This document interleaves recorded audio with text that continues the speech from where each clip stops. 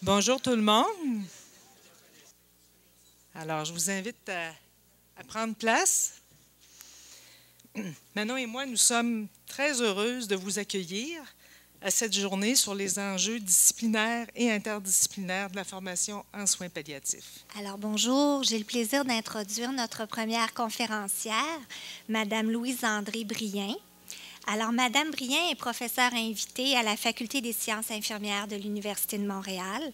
Elle s'intéresse aux stratégies pédagogiques qui favorisent le développement des compétences des infirmières en formation initiale, mais elle a aussi participé à l'élaboration et à la mise en œuvre de formations en soins de fin de vie pour des intervenants travaillant en soins de longue durée et en contexte de soins critiques et d'urgence.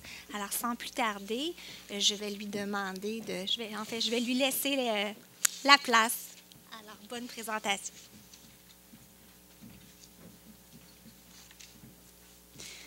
Bonjour, alors les présentations sont faites. Je vais essayer de... Oui, je vais remercier Mesdames Baillargeon et Madame Champagne de nous avoir invités en fait à cette journée-ci. Je crois que ça va être une journée extrêmement intéressante pour tous. Je suis porte-parole en fait d'un groupe de personnes qui... En fait, je viens vous présenter un projet qui tient d'un groupe de personnes. En fait, c'est un projet qui a vu le jour en 2007 à l'Institut de gériatrie de Montréal, qui se penchait justement sur la question du fait de dire, nos intervenants doivent intervenir en soins de fin de vie, on est en soins de longue durée, et il faudrait peut-être penser à rehausser ou améliorer la confiance de ces intervenants-là quand ils sont en phase de soins de fin de vie. Et on se demandait comment on ferait ça, quelles seraient les meilleures stratégies pour le faire. Et de là est née la formation interprofessionnelle des soignants. Je l'ai appelée comme ça pour les fins de la présentation d'aujourd'hui parce qu'en fait, c'est beaucoup plus long que ça, c'est la formation interprofessionnelle en soins de fin de vie, en soins de longue durée. Mais on va l'appeler formation interprofessionnelle des soignants. Je pense que ça va être plus simple. Alors, c'est le premier volet qui a été développé en 2007 à l'Institut de gériatrie. Et au départ, ce projet-là, c'est un projet qui était très local. On voulait former des équipes de soins sur les unités de soins de longue durée. Ce qui a été fait, donc un premier projet pilote qui a été extrêmement bien accepté, bien réussi, bien reçu des équipes. Un deuxième projet pilote, et suite à ces projets-là, on s'est dit que ce serait peut-être intéressant de diffuser cette formation-là, qui était assez innovante, en fait. C'est une formation interprofessionnelle. Je vais la décrire un peu tout à l'heure, mais... Donc, cette innovation-là, on voulait la diffuser, et la façon de diffuser des formations, généralement, c'est de dire aux gens, invitez-nous dans vos centres, et on va aller former vos équipes. Et on s'est dit, peut-être qu'on essaierait autre chose. Tant qu'à innover, on va innover aussi pour ça. On va essayer autre chose. On va faire ce que les anglophones appellent « train the trainer », former des formateurs. Alors, au lieu de dire « invitez-nous dans vos centres », on va dire aux gens « venez chez nous » et on va former des gens qui retourneront dans les centres pour faire la formation interprofessionnelle des soignants, qui serait aussi une formation interprofessionnelle parce qu'on n'a pas choisi des intervenants particuliers. Alors, les formateurs qui retourneront dans les centres seront aussi divers professionnels, divers intervenants en soins de fin de vie, en soins de longue durée. D'où le duo gagnant pour stimuler le changement. Je vous ai dit que je n'étais pas toute seule, c'est moi la porte-parole aujourd'hui. Alors, je suis Louise-André Brien. J'étais à ce moment-là, en 2007-2008, conseillère en soins spécialisés avec Mme Louise Francard, qui est toujours conseillère en soins spécialisés à l'Institut de gériatrie de Montréal. Je suis présentement à temps plein, finalement, à l'université maintenant, mais je fais encore partie des deux projets. Donc, nous étions deux conseillères en soins infirmiers spécialisés et avec Mme Suzanne Lebel, Dr Suzanne Lebel, qui était à ce moment-là chef du département de médecine générale de l'Institut de gériatrie, on a développé la formation interprofessionnelle pour les soignants. On s'est associé à M. Alain Legault, qui était professeur à la Faculté des sciences infirmières et qui avait participé en fait à la refonte du programme à la Faculté des sciences infirmières. On est parti d'un programme par objectif à un programme par compétence en 2004-2005 et il y avait été un intervenant en fait pivot et même plus pour ce changement-là et on voulait aller chercher ses lumières, ses connaissances de la façon de changer des programmes comme ça, de faire des programmes un peu innovateurs. Au cours des années, s'est associée Mme Patricia Pinault, qui est une professionnelle de recherche qui nous a aidés en fait à évaluer les 2 programmes de formation qu'on a eus et qui était à la base d'une infirmière qui avait beaucoup d'intérêt pour les soins de fin de vie, plus en oncologie, mais quand même de soins de fin de vie, et qui est au fil des années devenue aussi une des formatrices du programme de la formation interprofessionnelle en fait pour les soignants. Les projets ont été évidemment mis en œuvre à l'Institut de gériatrie, mais on a reçu du soutien du Réseau de soins palliatifs du Québec et de la Société québécoise de gériatrie, alors on voulait le mentionner. On comprend tous, on sait tous, je pense, si on est ici et puis on en parle depuis plusieurs années, c'est un besoin criant, les soins de fin de vie. Et en soins de longue durée, c'est aussi un besoin criant. On en parle moins, on en entend moins parler quand on dans l'image publique des soins palliatifs, on voit plus souvent de l'oncologie que des soins de longue durée, mais c'est une réalité vraiment évidente auquel il faut qu'on s'intéresse. Et on s'aperçoit que dans la formation initiale des divers professionnels, ce n'est pas nécessairement un concept qui est très abordé. En tout cas, le soin de fin de vie est rarement abordé sous le point de vue de dire des soins de fin de vie en soins de longue durée. Alors, on voulait axer vraiment beaucoup là-dessus. Et on voulait aller vers le fait qu'il faut développer des compétences, pas seulement des connaissances, mais des compétences. Il faut que ça soit applicable sur les milieux et que les gens en tiennent compte lorsqu'ils travaillent. Donc, on parle de changement de pratique. Je vous disais que ça a parti en 2007, ça a commencé en 2007, le mandat de l'Institut de gériatrie. Et on s'est dit, Mme Franqueur, M. Legault, Dr Lebel et moi, on va essayer d'innover, on va tenter quelque chose, on va proposer à la direction de quelque chose de vraiment, vraiment particulier. Au pire, ils nous diront non et on réduira un peu notre projet, mais on s'essaie. Alors, on a opté pour une formation interprofessionnelle. Donc, on va réunir dans la même salle, dans la même pièce, des gens, des divers intervenants, diverses professions qui sont en lien avec les soins de fin de vie en soins de longue durée sur les unités de soins. Et là, on parle de, évidemment, médecins, infirmières auxiliaires préposées, mais on parle aussi d'intervenants spirituels, d'ergothérapeutes, de physiothérapeutes, de travailleurs sociaux, de bénévoles. Donc, c'était très élargi. On a aussi opté pour une approche par compétences, c'est-à-dire qu'on voulait développer des compétences. Et si on parle de développer des compétences, forcément, ce n'est pas dans 3 heures de cours assis dans une salle qu'on développe des compétences. Un développement, ça se fait au long cours, c'est un processus. Alors, ce qu'on a proposé à la direction, c'est une formation de 3 jours étalée sur 4 à 5 semaines avec des mini-formations entre ça. Donc, c'était vraiment quelque chose au long cours. Ce n'est pas juste une petite formation de 3 heures. C'est vraiment quelque chose de particulier. En se disant, on veut développer des compétences, développer un changement de pratique. Et on voulait que ça s'adapte à la formation continue, ce qui est un peu particulier parce qu'il n'y a pas grand-chose qui se fait dans ce sens-là dans la formation continue. La formation continue traditionnelle est beaucoup plus traditionnelle, justement. On s'assoit dans une salle et on entend des experts nous parler et nous dire qu'il faudrait qu'on change nos pratiques de cette façon-là. On s'est dit, c'est pas comme ça qu'on va fonctionner, on va y aller dans une approche beaucoup plus active, l'approche par compétences qui avait été développée. Donc, la formation interprofessionnelle, je vous ai dit qu'il y avait plusieurs intervenants. On en a fait une petite liste là, mais ça fait partie, il y en a plusieurs autres qui sont venus à la formation. C'est une formation étalée sur 3, 4 ou 5 semaines, dépendamment des disponibilités qu'on peut avoir et des activités de consolidation entre ces journées de formation-là. Et on voulait recruter en fait les participants sur une même unité de soins. Alors, c'est le projet qu'on a présenté à la direction, de la formation pendant 3, 4, 5 semaines sur une unité de soins qui regroupe à peu près tous les professionnels ou intervenants qui sont sur cette unité-là en soins de fin de vie.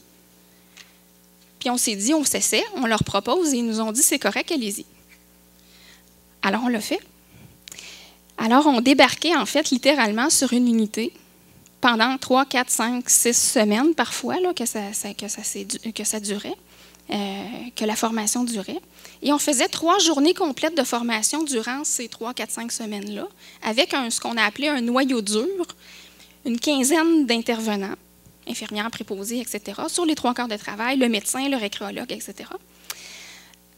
Donc, 3 journées de formation comme ça, et des activités de consolidation de chacune des journées, donc des devoirs que les intervenants avaient à faire entre les journées de formation et du suivi après les journées de formation.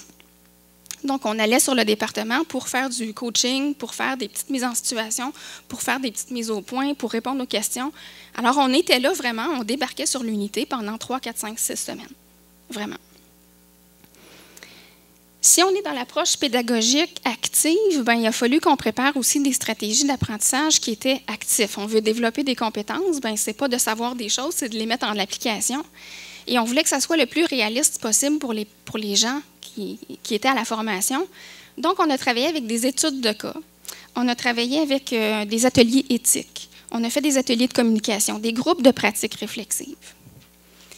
Ce qui fait que dans le 3 jours de formation où les gens venaient à la formation, il n'y avait aucun PowerPoint, là.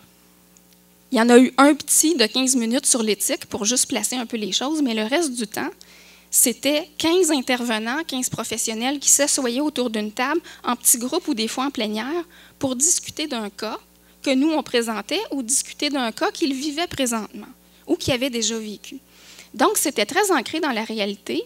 Les études de cas étaient aussi très réalistes, représentaient ce qu'on trouvait sur les unités de soins. Et c'est ce qu'on appelle en pédagogie de la pédagogie active, c'est-à-dire qu'il faut réfléchir avec les autres plutôt que se faire dire ce qu'on devrait penser. Alors, c'est un peu comme ça.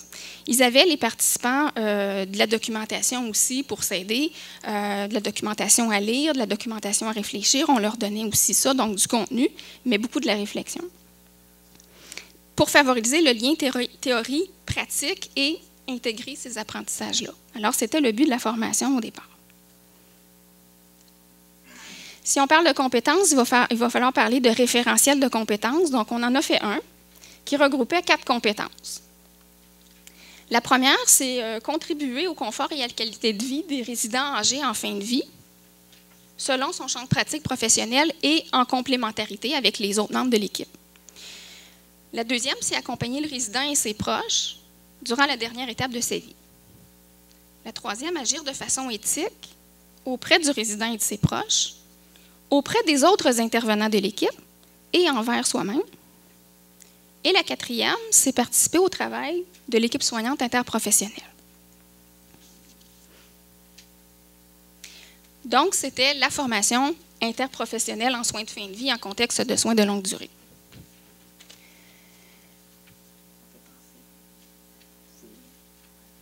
Évidemment, pour faire de la formation comme ça, ça nous prenait au départ une volonté de changement qui était assez évidente dans la façon qu'on voulait faire la formation. Ça nous prenait du leadership et de l'engagement, autant de nous comme formateurs que des gens qui venaient à la formation. C'est sûr que si on propose ce genre de pédagogie-là active, il faut qu'il y ait des gens qui soient d'accord à être actifs. C'est assez clair. Donc, il fallait qu'on fasse du recrutement, qu'on cible un peu les gens, qu'on leur explique bien ce qu'ils étaient pour faire dans la formation pour que ça fonctionne. Donc, les gens qui ont été au niveau des projets pilotes étaient des gens qui étaient volontaires, donc une quinzaine de personnes par unité qui étaient volontaires, qui voulaient faire ce genre de projet-là. Mais on s'est aperçu, en fait, au cours des années qui ont suivi, parce qu'on est rendu maintenant à la 6e formation qu'on donne comme ça, 6e unité qu'on a formée.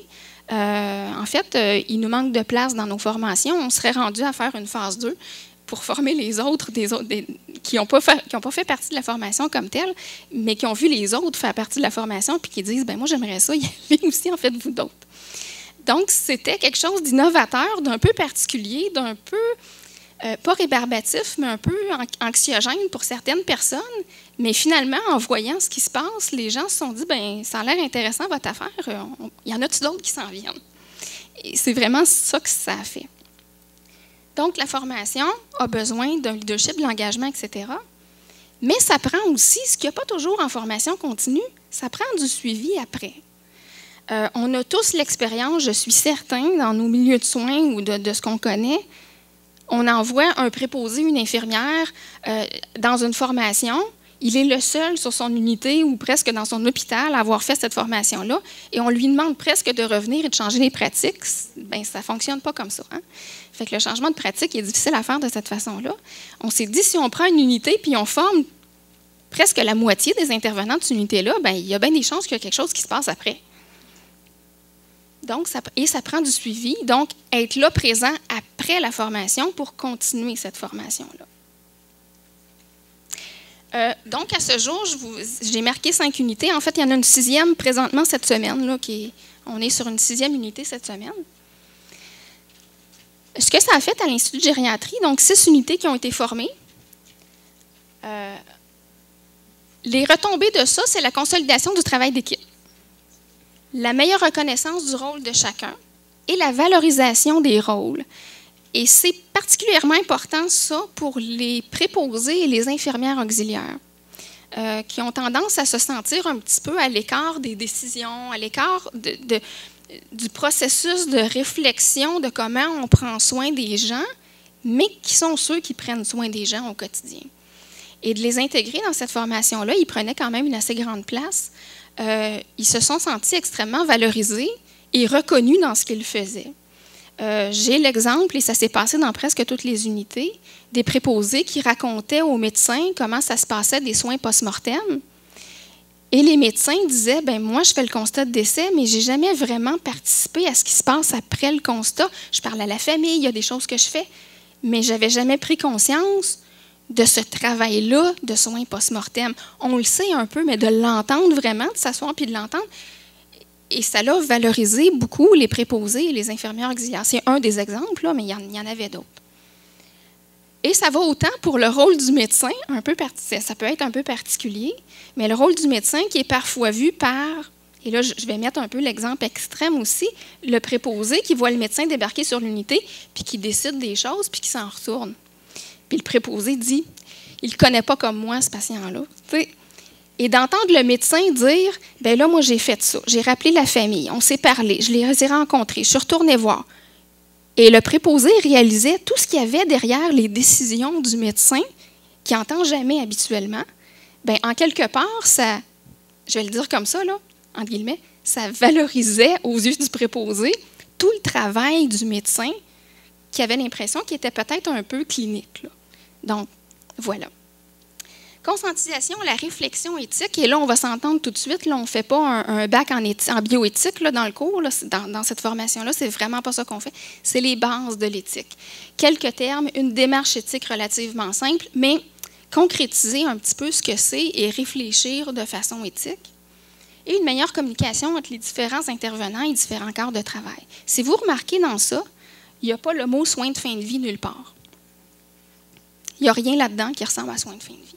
La première fois qu'on a fait le projet et que c'est ça qu'on a trouvé, on s'est dit, mon Dieu, on a manqué notre coup. Mais ce qu'on s'est aperçu avec le temps, c'est qu'en fait, lorsqu'on fait ça, lorsqu'on réussit ça sur une équipe de soins, les soins de fin de vie sont devenus un prétexte, en fait, à améliorer tout ça. Et c'est là-dessus, c'est tout ça qui a fait que ça a amélioré les soins de fin de vie et qui, après ça, ont amélioré les soins en général sur l'unité. Alors, il n'y a pas le mot « soins de fin de vie » ici, mais ça a été comme une conséquence indirecte de ce qui s'est passé, qui se mesure différemment. L'instrument de mesure qu'on avait au départ a mesuré ça, puis on se disait, mon Dieu, on a manqué notre coup. Mais à la suite de ce qui s'est passé et après les différentes unités qu'on a formées, on s'apercevait qu'en fait, le changement était celui-là, mais avait des retombées sur, par exemple, la communication entre les différents intervenants sur un contexte de fin de vie chez un certain patient, et on était capable de le voir que ça s'était passé là. Et une fois que ça s'est passé là, bien, ça se diffuse à d'autres patients, à d'autres problématiques, à d'autres façons de faire.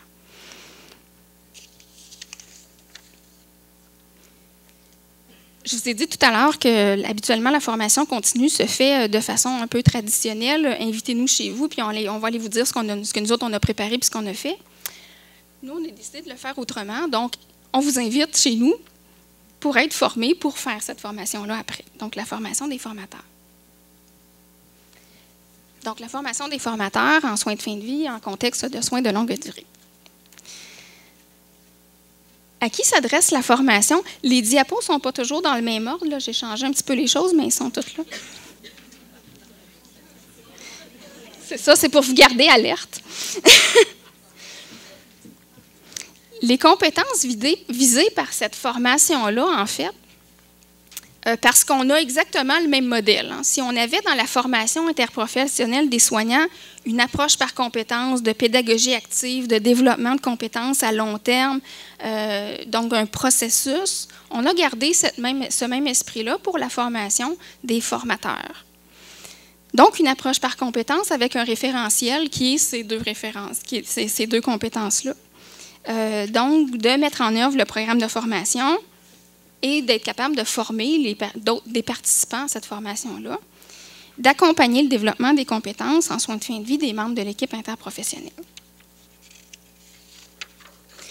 Les intentions de ça, c'était évidemment donc les gens qui viennent à la formation, un des buts de cette formation-là, c'est d'être capable de situer la formation interprofessionnelle des soignants dans un projet d'amélioration des soins de fin de vie un peu plus large, un peu plus organisationnel, d'intégrer des principes de la formation par compétences à la formation continue et de mettre en pratique ces formules pédagogiques-là, qui sont des formules pédagogiques actives. Je vous ai dit qu'il n'y avait pas de PowerPoint dans la formation. Quand on disait ça aux futurs formateurs, ils nous disaient « bien, je vais faire quoi? » Il y en avait qui étaient un peu déstabilisés. Puis on disait « bien, en fait, ce que vous allez faire, c'est animer des activités pour que les gens développent des compétences. » Ouais. Pas sûr. C'est un peu particulier. Mais c'est le but de la formation. Donc, ce n'est pas axé d'abord sur l'acquisition de connaissances. Ce n'est pas une formation que les gens viennent prendre pour rehausser leurs compétences cliniques. On veut que ce soit des gens qui aient déjà une expérience, en fait, en soins de fin de vie. Évidemment, ce qu'on leur propose dans la formation, c'est la mise à jour la plus récente de ce qui se passe au niveau clinique, c'est évident, mais ce n'est pas le but principal de la formation des formateurs. Donc, c'est d'avoir au départ une expérience de soins de fin de vie relativement solide. Et là, je le mets dans le contexte de cette discipline propre. C'est sûr que le travailleur social n'a pas les mêmes connaissances cliniques et expériences cliniques de soins de fin de vie qu'un médecin ou qu'une infirmière, mais d'avoir une expérience clinique relative à son domaine d'expertise en soins de fin de vie, parce que ce n'est pas une formation de contenu de soins de fin de vie. C'est vraiment plus une formation pédagogique. Donc, ce n'est pas axé sur l'acquisition de connaissances, mais c'est beaucoup axé sur l'expérimentation des stratégies pédagogiques, de comprendre pourquoi nous, on le propose comme ça, puis qu'est-ce que ça fait quand on le propose comme ça. Ça met en application les mêmes principes que la formation interprofessionnelle des soignants. Donc, c'est une formation qui dure aussi 3 jours, qui est étalée sur 3, 4, 5 semaines des fois. Donc, 3 journées de formation complète étalées sur 3, 4, 5 semaines et des activités entre ces journées de formation-là. Les participants ont à faire des devoirs. Donc, ils doivent se préparer du temps pour faire des choses entre les journées de formation. Alors, encore là, c'est un peu différent de la formation continue qu'on connaît.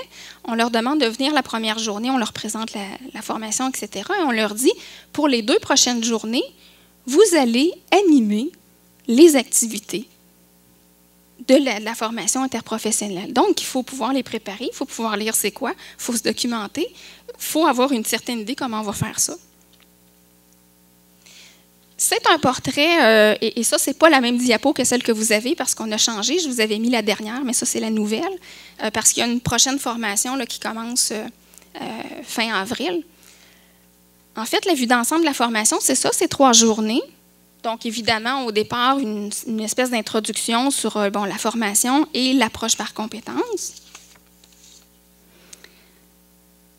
On leur fait vivre les 2 activités de la formation interprofessionnelle. On leur fait vivre, qui est une activité sur un atelier, l'atelier La mort, une réalité professionnelle, et une étude de cas, une première étude de cas sur les soins de fin de vie en général, en contexte de soins de longue durée toujours, évidemment. Donc, on leur fait vivre comme s'ils étaient les participants à la formation interprofessionnelle, pour qu'ils sachent un peu le genre de formation que c'est, le genre d'activité qu'on propose à l'intérieur de la formation. Et on leur dit, pour les 2 prochaines journées, vous allez être en équipe et on va vous cibler des activités. Par exemple, la journée numéro 2, il y a une équipe qui va être responsable d'animer l'activité soulagement de la douleur. Il y a une autre équipe qui va être responsable d'animer l'activité prise de décision, etc., etc. Donc, on est capable d'avoir à peu près 5 équipes, des fois c'est 4, ça dépend, qui vont proposer les prochaines journées ces activités-là. Donc, ils doivent se préparer pour l'animer, cette activité-là. Donc, journée 2, journée 3, les participants reviennent, présentent l'activité comme ils l'ont compris, comme ils croient que ça se passe, ils l'animent. Et évidemment, c'est des activités qu'on a réduites un petit peu par rapport à la vraie formation interprofessionnelle. Mais ils font l'activité et on a toujours un retour pédagogique parce que je vous ai dit que c'était une formation en fait pédagogique. On a un retour pédagogique sur pourquoi cette activité-là se fait comme ça. Avez-vous de la difficulté à la préparer de cette façon-là? Qu'est-ce qu'on aurait pu faire différemment? Les participants qui écoutent, qui font partie de l'activité, comment vous avez trouvé ça? Est-ce que vous voyez des améliorations? Et comment vous voyez cette activité-là dans votre contexte de soins à vous, dans votre contexte de formation à vous? Comment vous pensez que ça peut se traduire dans votre contexte à vous?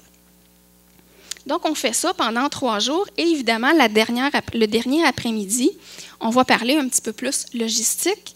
Maintenant que vous avez vu l'ensemble de la formation interprofessionnelle dont vous allez être responsable maintenant, dans votre centre, dans votre C3S, dans votre milieu de travail, comment vous pensez que vous allez implanter ça?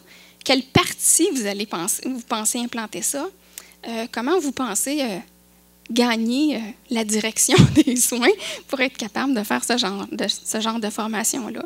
Alors, on parle de ça, des difficultés qu'on a eues chacun, des embûches qu'on pense qu'on va avoir, des bons coups, des trucs aussi pour nous aider. C'est ce qu'on fait à la dernière journée.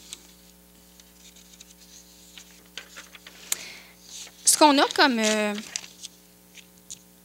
a comme rétroaction, en fait, parce qu'on a aussi évalué le programme à la fin, le programme de formation des formateurs. Ça fait beaucoup de formation dans ma présentation. La formation des formateurs, c'est que l'approche par compétence, c'est déstabilisant. Il n'y a personne ici, je pense, qui a été formé lorsqu'ils allaient à l'école, qui a été formé dans cette approche-là. Alors, il faut comme changer notre façon de voir les choses. On est dans ce que les pédagogues appellent la paradigme de l'apprentissage. Moi, la phrase qui vient me rejoindre là-dedans, ce n'est pas tellement cette phrase-là, mais c'est de dire que moi, j'enseigne, mais eux apprennent-ils? Et l'approche par compétence, c'est beaucoup ça, c'est de se dire que moi, je peux bien dire ce que je sais, mais ça ne veut pas dire que les gens qui m'entendent apprennent nécessairement ou comprennent la même chose que ce que je voudrais qu'ils comprennent. Donc, la meilleure façon pour qu'ils comprennent ce que je voudrais qu'ils comprennent, c'est de leur faire vivre pour qu'ils apprennent par eux-mêmes. Et c'est beaucoup ça, la pédagogie active qu'il y a derrière. Donc, ce n'est pas d'arriver avec, justement, de dire, bien, je vous dis que c'est rendu ça, les nouvelles normes de pratique. C'est voici un cas. Comment vous pensez qu'on pourrait améliorer ça? Bien, si on faisait ça comme ça, pensez-vous que? On va y penser. Essayez-le, vous viendrez m'en reparler. Ah, ben oui, tiens donc, c'est mieux. C'était les nouvelles normes de pratique. Voilà, vous venez de l'intégrer. C'est un peu ça la dynamique derrière l'approche par compétence. Mais c'est déstabilisant, surtout pour des gens parce que les gens qui viennent à la formation de formateurs sont souvent des formateurs en tant que tels, forment déjà des gens avec une façon de faire. Hein, on a nos habitudes. Et là, ils se disent, mais ça ne fonctionnera pas, qu'est-ce que je vais faire? Ça me prend du contenu, mais il y en a du contenu.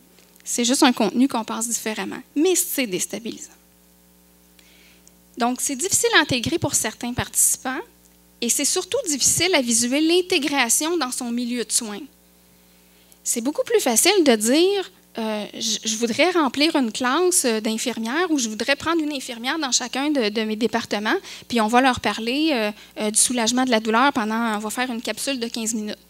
Puis là, je vais tout leur donner qu'est-ce qu'il y a là-dessus, puis là, ils vont repartir sur leurs unités. Là, c'est pas ça qu'on dit. On dit on va réunir une infirmière, un préposé, puis je sais pas moi, l'intervenant spirituel, jour, soir, nuit, puis on les met ensemble, puis on leur donne une étude de cas, puis on leur dit, bon, mais qu'est-ce que vous pensez que? Puis voici de la documentation pour vous aider. Bien là, c'est pas une petite capsule de 15 minutes, là. C'est autre chose. Donc, comment on va faire ça dans notre centre? Comment on va intégrer ça dans nos C3S? Comment on va... Pas évident à penser.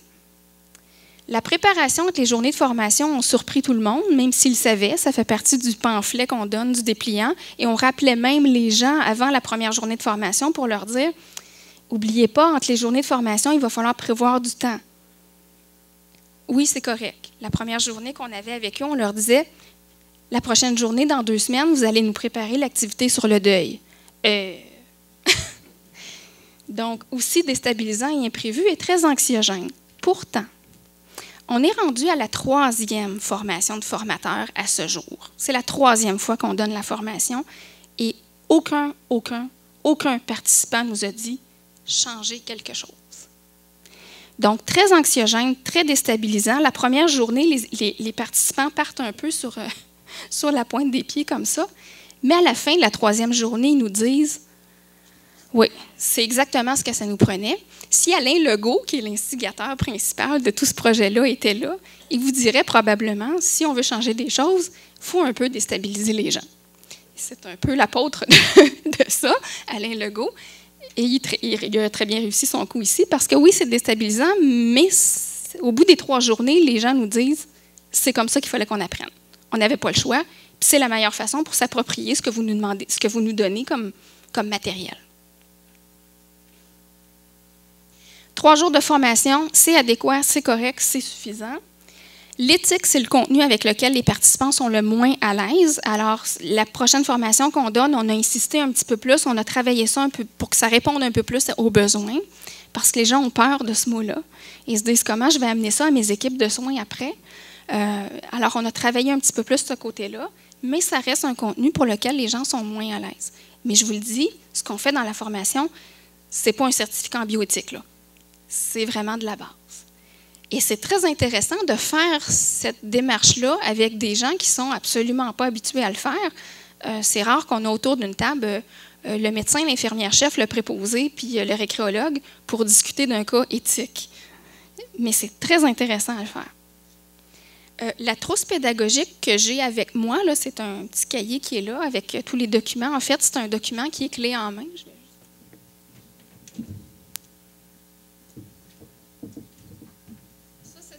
C'est ce qu'on appelle la trousse pédagogique. En fait, là-dedans, on a toutes les activités des 3 journées de formation de la formation interprofessionnelle des soignants, donc la formation clinique. Là.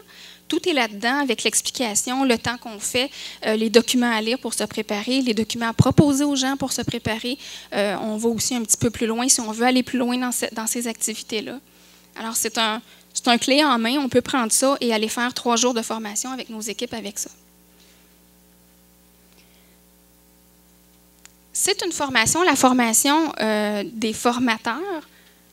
La formule interprofessionnelle a été très appréciée. Nous faisons un peu peur, nous, mais a été très appréciée. Le partage entre collègues, très positif. Et comme la journée d'aujourd'hui va probablement le démontrer encore une fois, il y a un intérêt énorme à se réunir et à discuter entre intervenants des soins de fin de vie.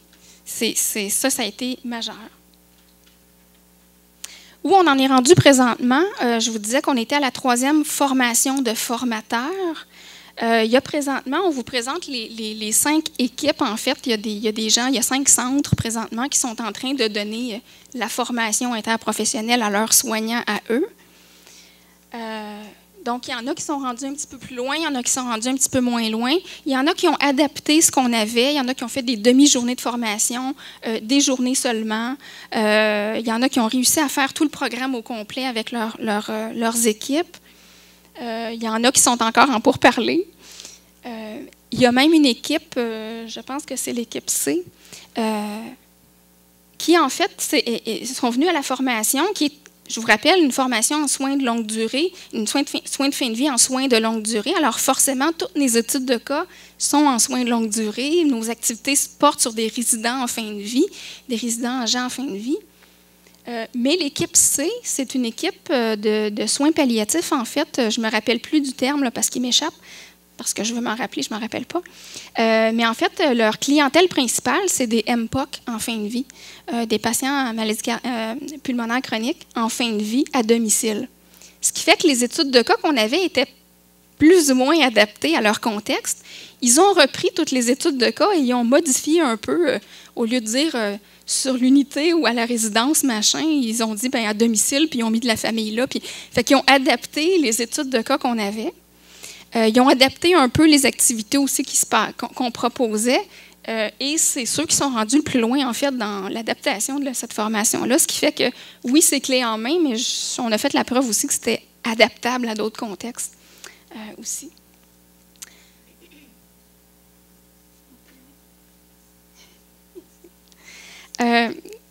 Donc, en conclusion, de notre expérience de ça, en fait, c'est que pour changer les pratiques puis améliorer les soins en fin de vie, mais améliorer les soins, ça nous prend un niveau de changement évidemment individuel, évidemment de l'équipe, mais un gros changement au niveau de l'organisation.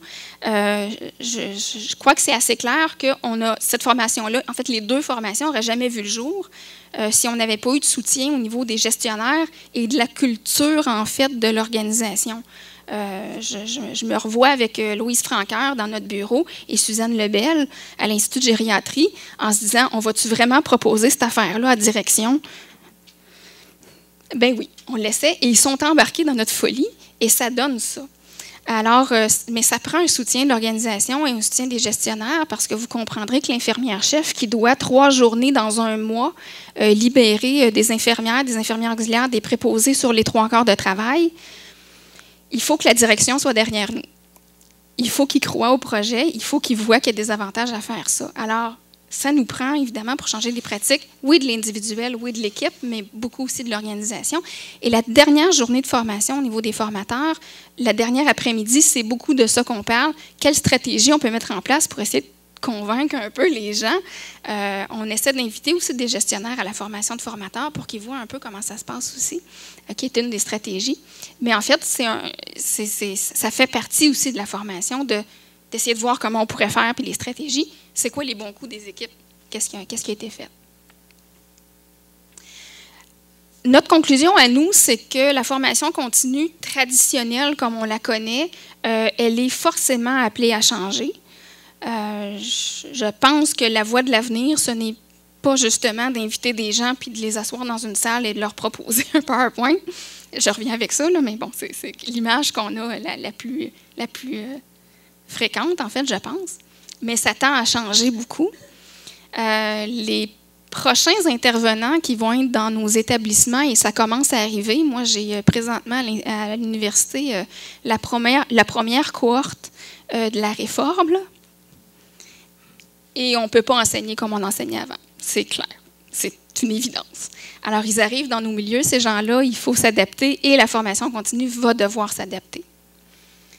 Le changement individuel pour changer les pratiques, ce n'est pas suffisant. Une infirmière, un médecin,